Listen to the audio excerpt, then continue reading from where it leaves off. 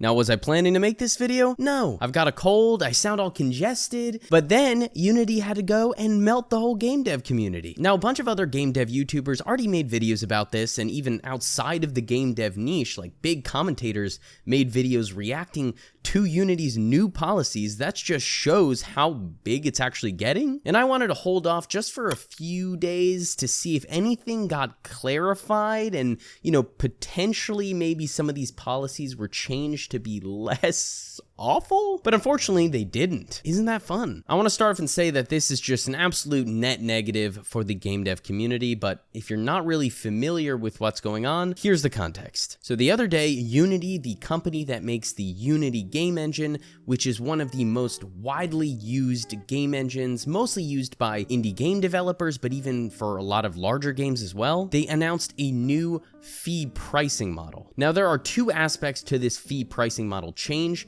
both the pure financial side of it and then the branding and customer perception of it. So purely from a financial perspective, the way it worked before, from what I know and what I've seen previously, is that you had two different types of main licenses for most people. That was the Unity Personal license, which was free up to $100,000, and then the Unity Pro license. So with the Unity Personal license, you could earn up to $100,000 in revenue, and then you'd have to upgrade to the Unity Pro license, which I believe costs about $2,000 per year per seat. And per seat just means access to the Unity editor, which is where you actually make the game. So if you had 3 developers working on a game, you would typically need 3 seats or $6,000 per year for the Unity Pro license. And this free model up to $100,000 really helped Unity develop a strong community, especially for beginners just wanting to learn. And as more people use a game engine, people make content or tutorials around that game engine,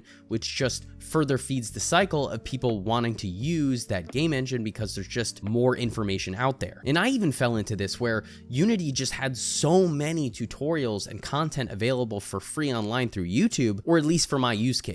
And previously there were 4 tiers of Unity's pricing model. So there was, again, Unity Personal, there was Unity Plus, there was Unity Pro, and then Unity Enterprise. Now, the main things that people actually care about in this are Unity Personal and Unity Pro. Unity Plus, with this new change, is being discontinued, and the people who had Unity Plus are able to now upgrade to Unity Pro for the cost of Unity Plus for 1 year, or just simply downgrade to the free version. And also the price cap of $100,000 in revenue is being removed from that Unity Personal tier, basically moving to $200,000, but we'll get to that later on. Now, what's changing and what do we know so far? So for you as a game developer to qualify for this new fee structure, you basically have to meet 2 thresholds. And the thresholds vary based on what license you have, either the Unity Personal license or the Unity Pro/Enterprise license. So if you have the Unity Personal license, you have to have earned $200,000 in the last 12 months, as well as 200,000 lifetime game installs. And for Unity Pro, it's $1 million in revenue in the last 12 months and 1 million game installs. Then every install you gain on top of that threshold, once you pass it, you have to pay Unity 20 cents. The 20-cent fee also is adapted to be lower in emerging markets, and there's some scaling equation that they use so that if you scale up, it gets cheaper, but 20 cents is like the main fee price. And this policy goes into place January 1st of 2024. So I know there's been some confusion around this, but you do have to meet both thresholds. So both the revenue threshold of either $200,000 or $1 million, and then the lifetime install base, that being, again, either 200,000 installs or 1 million installs. Now, the problems really start is when I say installs. I didn't say purchases because it's not purchases, it's installs. When this policy first got announced, people were like, what exactly do you define as an install? Because if I write a script that installs and deletes and then reinstalls the game a bunch of times, does that count towards the install base count? So over the past few days, it seems like we've gotten some more information. So things like demos or reinstalls of the game on the same device, or pirating, or game passes, or like charity versions of the game, none of those count towards the install base. But installs on different devices, even if it's the same person, do count, which I think is personally insane, but we'll get to that a little bit later. So here's a little thought experiment with some numbers. So this ultimately boils down to the cost of your game and the install count, or let's say the revenue per install more accurately. Now, the fact that installs on different devices count against you makes it a bit more challenging to calculate, but we can take maybe an estimate of like 2 qualifying installs per purchaser. On average. Maybe the average gamer has like a desktop and then a laptop or something. It could be less or more, but this is just an estimate. So with 2 qualifying installs per purchase, or let's say per installer, per owner, that would indicate 100,000 copies sold, let's say sold or distributed, to meet the install threshold. Now, to meet the revenue threshold of $200,000, you'd have to charge a minimum of $2 or earn $2 in some sort of other way in case you had like a freemium model, for example. And again, that's all assuming in 1 year, at which point you're being charged 20 cents for every additional install, which is 40 cents per purchase or per owner or per installer, using again those 2 qualifying installs that we assumed before, which is essentially a 20% fee with the price point of $2, or what you would earn per installer of the game. Now, since the fee doesn't correlate or doesn't scale with the price, it actually de-incentivizes cheap games, which usually means mobile games, or even games with just different monetization models, whether that's microtransactions, ads, or other types of freemium content. Because if instead the game costs $20, that would mean 100,000 copies sold again or distributed to meet the install threshold, resulting in maybe $2 million worth of revenue.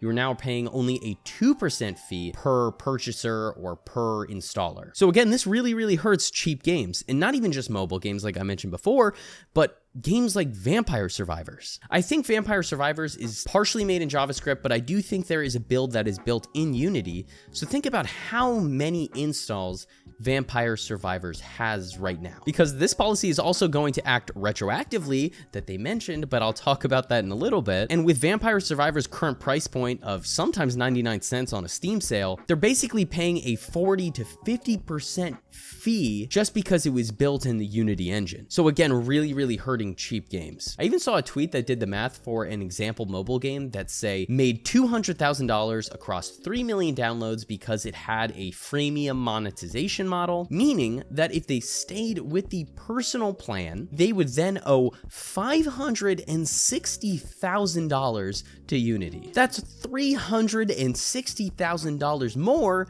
than the game actually made, which then effectively forces them to pay for the Unity Pro license so that they don't hit the threshold limit, which I personally think might be the whole driver of this monetization change, is to force people to pay for Unity Pro. Because if you ever meet that Unity personal threshold, it's much cheaper to just pay for a Unity Pro subscription than to pay the actual install base fee. And the fact that this is hurting cheaper in mobile games is just so weird, because Unity became synonymous with mobile game development. And with this change, it basically feels like they're sabotaging their pseudo monopoly they had on mobile game development. CodeMonkey, another game dev YouTuber, made a reaction video to this change, and he basically said that you could buy 3 Unity Pro subscriptions, which would then stack your thresholds so that, again, you would be paying $6,000 per year, and your threshold would be $3 million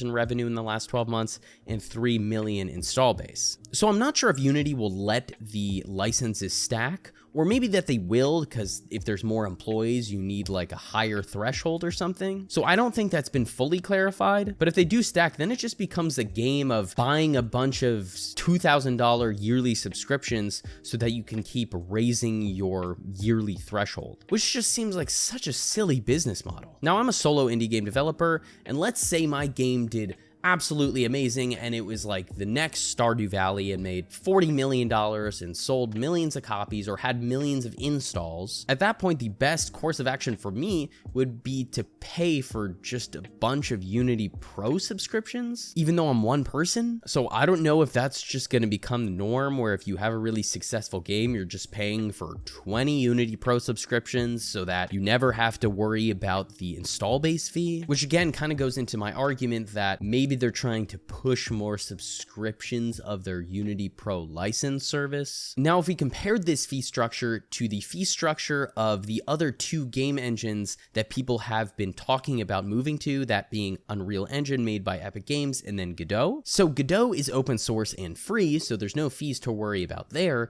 but since they are open source, if you're looking to go on the consoles, you'll have to go through a third party to get licensed for those consoles. Whereas that licensing is built into Unity because they are closed source, and I also think that licensing is available in Unreal as well. So a company like Lone Wolf Technology that does Godot porting to console says their prices start at roughly $3,000. So that's the only type of fee you'd actually have to account for if you were planning to make a game in Godot and then distribute it across different consoles, for example. Now, Unreal Engine has a 5% royalty once you pass $1 million in revenue. So again, this is incremental, so every additional sale over $1 million, you pay 5% to Unreal. So that first million is royalty exempt. And Unreal even said that it's possible to negotiate custom licensing agreements so that you can avoid the 5% royalty fee. Now, knowing the numbers, why would Unity do this? Well, in 2020, Unity had an IPO and went public. And when that happens in the US, unfortunately,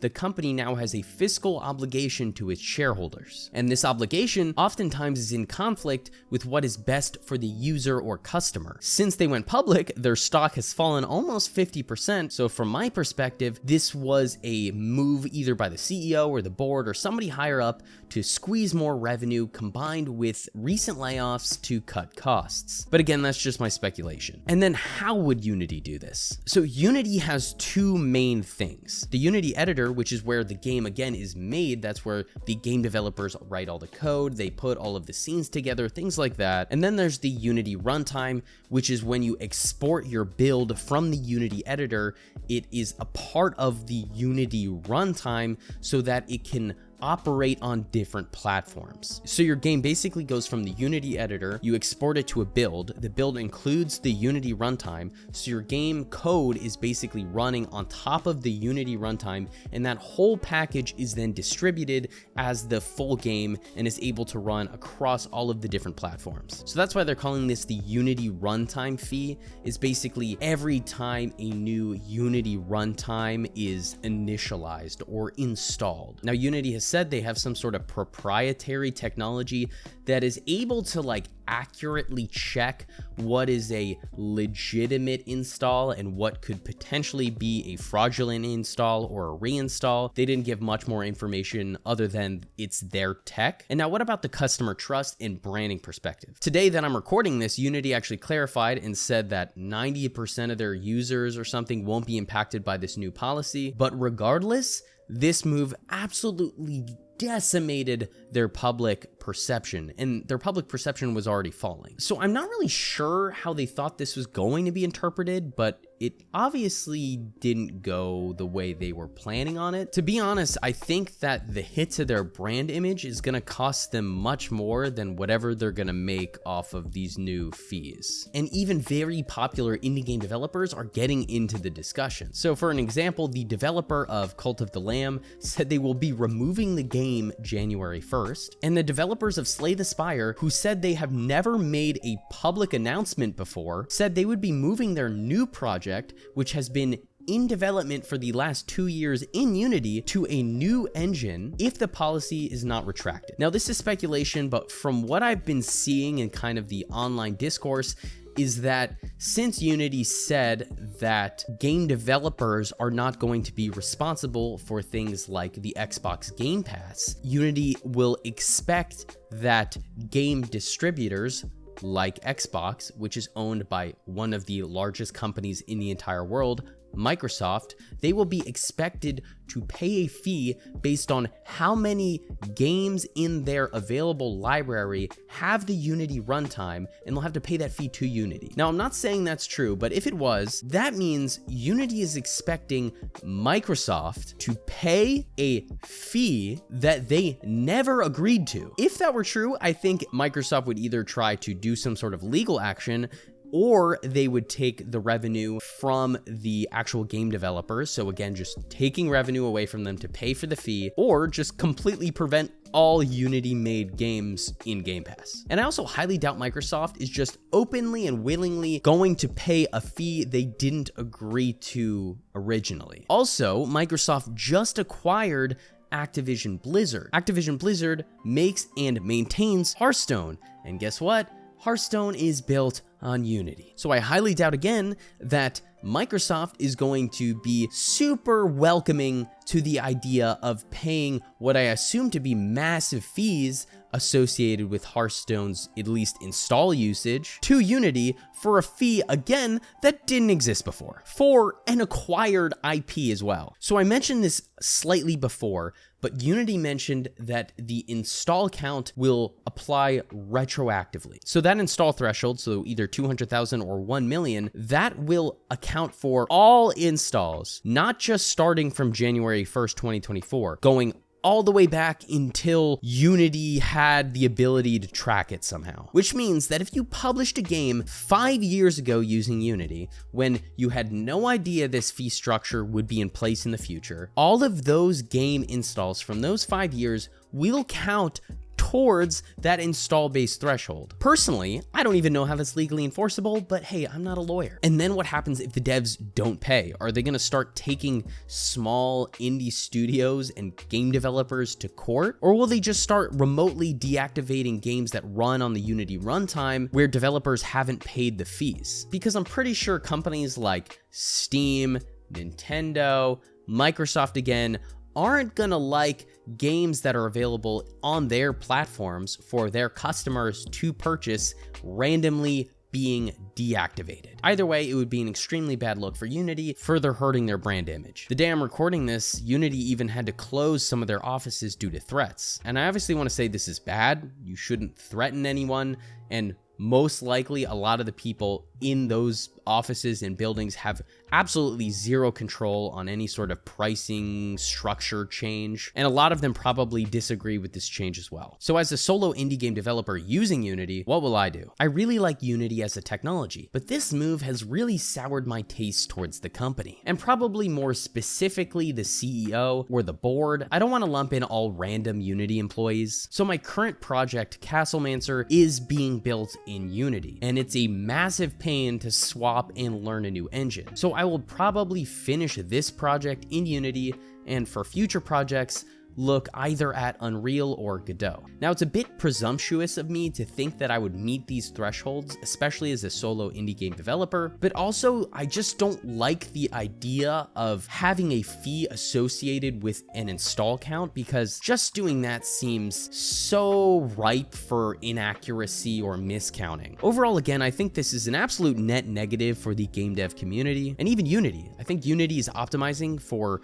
short-term gains in terms of the fee structure, but the trade-off is ultimately long-term losses. So sure, they might get some fee payments, but the hit to their brand image, as well as the massive flock of people that are now going to their essentially competitors, I think that'll definitely hit a lot harder than whatever they're going to make from these new fees. So I hope like the board and the CEO or the exec team do reflect on the overall community response, and that they retract the new policy or implement a different policy, maybe something closer to Unreal's 5% once you make over $1 million. So this just ultimately feels like kind of a morale hit, and I think it's going to change the way people think about game dev success, because if you build it in Unity, the problem is that it's no longer a positive kind of relationship, it's like a negative relationship. Because a lot of game developers, either they work with a publisher or they're doing it themselves, they have tons of costs. So Steam and other platforms already take 30%. If you're working with a publisher, that remaining 70% can be split to something like 50-50, 60-40, 70-30. And then let's say your game is doing really, really well, but instead of being stoked that it's doing so well, you're starting to get nervous, because once you pass a certain threshold, you're now gonna have to wonder, can I even afford to pay the Unity runtime fee? Let me know what you guys think about this whole change. I'm sure it's not good. Pretty much that's a shared sentiment across the entire game dev community. But that's all for me. We do a bad British accent at the end of every video. You should wishlist my game Castlemancer over on Steam, because it really helps your boy out over here. And hopefully I see you in another one. Bye-bye.